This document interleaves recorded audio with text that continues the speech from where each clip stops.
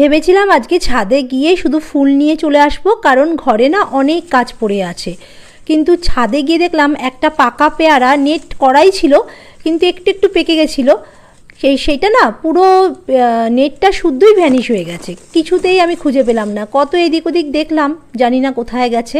মনে হয় কোনো পাখি বা কোনো কাঠবিড়ালি বা ওই ইঁদুর আছে, ইঁদুর হয়তো খেয়ে চলে গেছে। যাই হোক, যেই পেয়ারাগুলো একটু একটু মনে হলো যে পেকে যেতে পারে সেইগুলোকেই তুলে নিয়ে চলে এলাম। আর তার সাথে না লেবুও অনেকগুলো পেকে গেছে, তাই ভাবলাম এইগুলোকেও আর গাছে রেখে লাভ নেই, এই বৃষ্টিতে এখানে ওখানে পড়ে যাবে, তার থেকে ভালো যে আগেই তুলে নিই। তারপরে এই লেবু দিয়ে না লেবু লঙ্কার আমি আচার বানাই, প্রতিবারেই বানিয়ে রেখে দিই, তো সেইটা বানাবো, তোমাদের সাথে অবশ্যই শেয়ার করব। আর কতগুলো লেবু দেখো কি সুন্দর পেকে গেছে। ভাতের সাথে না গন্ধরাজ লেবুটাই আমরা বেশি খাই, তাই এই পাতি লেবুগুলো আর কাগজি লেবুগুলোকে না সেরমভাবে ভাতের সাথে রোজকার বেসিসে খাওয়া হয় না, তাই এইগুলোকে আমি যখন পাকা এরকম পেয়ে যাই অনেকগুলো, তখন আমি আচার বানিয়ে রেখে দিই।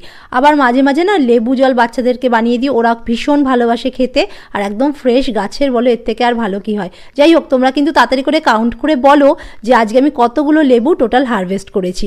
তাহলে দেখা হচ্ছে আরেকটি নতুন ভিডিওতে, ততক্ষণ টাটা, গুড বাই, সবাই ভালো থেকো আর সকলকে ভালো রেখো। তবে হ্যাঁ, ফুল কিন্তু লাস্টে তুলেছিলাম আর প্রচুর ফুল হয়েছে আজকে।